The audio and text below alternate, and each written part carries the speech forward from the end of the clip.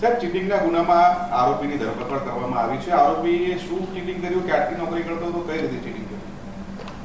આર્થિક ગુના નિવારણ શાખા ક્રાઇમ બ્રાન્ચ અમદાવાદ શહેર ખાતે છેતરપિંડી ચીટિંગનો ગુનો દાખલ થયેલો છે. જે ગુનાની હકીકત એવી છે કે આ કામે ફારૂક અહેમદભાઈ રસુલ મિયા શેખ નાવ ઓશિયન વોશ પ્રાઇવેટ લિમિટેડ કરીને એક રેડીમેડ વોશ કરવાની ફેક્ટરી ધરાવતા હતા. તેમના ત્યાં એકાઉન્ટન્ટ તરીકે ઇરફાન ઇસ્માઇલ શેખ રહે દરિયાપુર નાવ ત્યાં નોકરી કરતા હતા 2008થી. અને આ કામના આ ઇરફાનભાઈ જે છે આરોપી એકાઉન્ટન્ટ, એણે 2011થી યાદ દિન સુધી જુદી રીતે 3,77,00,000 રૂપિયાનું ચીટિંગ કરેલું હતું. આ કામની એમો એવી છે કે આ એકાઉન્ટન્ટ છે એણે પોતાના નામે એક ફર્મ બનાવેલી હતી જેનું નામ એસબી કેમિકલ્સ છે, અને એની પત્ની નાઝિયા બાનુના નામે એફએ ટ્રેડર્સ નામની એક બીજી ફર્મ બનાવેલી હતી. અને આ કામના ફરિયાદી જે છે માલિક, એમને વિશ્વાસમાં લઈ તેમને જે વ્યવહાર થતા હતા, નાણાકીય વ્યવહાર, ચેક, એ ખોટી રીતે આ ફર્મમાં જમા કરાવતા હતા. અને આ કામના માલિકને જાણ થતાં ફેબ્રુઆરી 2024ની આસપાસ આ છેતરપિંડી કરતો હોવાની જાણ થતાં તેઓએ ઓડિટ કરતાં આ 3,77,00,000 રૂપિયાની ઉચાપત કરેલાનું પ્રથમ દ્રષ્ટિએ જણાઈ આવ્યું છે.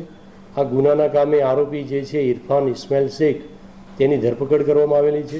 અને આ ધરપકડ કર્યા બાદ આ કામના આરોપીએ આ રકમથી શું વસાવ્યું છે, તે પૈસાનો ક્યાં ઉપયોગ કર્યો છે, તેની પૂછપરછ કરવામાં આવી રહેલી છે. અને આ કામના આરોપીના રિમાન્ડ પણ માગવામાં આવી રહેલા છે.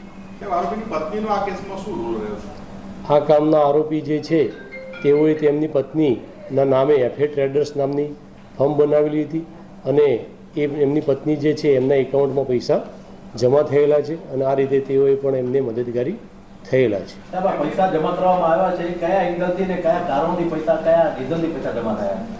આ જે ફરિયાદી છે એમની ઓશિયન વોશ પ્રાઇવેટ લિમિટેડ હતી, એમાં જે પૈસા રેડીમેડ કપડાં વોશ કરતા હતા એના જે બિલ આવતા હતા, એ બિલ આ એકાઉન્ટન્ટના ધ્યાન ઉપર જ રહેતા હતા. અને એકાઉન્ટન્ટ જે હતો તે વધારે સાતીર અને વધારે અનુભવી થતો ગયો. અને આ કામના ફરિયાદી છે એમને જે ટ્રાન્ઝેક્શનનું એકાઉન્ટનું નોલેજ થોડું ઓછું હતું, એટલે આ કામનો આરોપી છે માલિકનો વધારે પડતો વિશ્વાસ સંપાદન કરી અને તેમની જાણ બહાર ઘણા બધા વ્યવહારો થતા હતા. તેમાંથી આ 3,77,00,000 રૂપિયાનું છેલ્લા 10-12 વર્ષમાં ચીટિંગ કરેલું પ્રાથમિક દ્રષ્ટિએ જણાઈ આવે છે. એ પોતે એકાઉન્ટનો વિષય ભણેલા છે અને કોલેજમાં ગ્રેજ્યુએટ થયેલા છે. આરોપીની પત્નીની તપાસ કરતાં મળી આવેલા નથી, તેઓની તપાસ કરવામાં આવી રહેલી છે.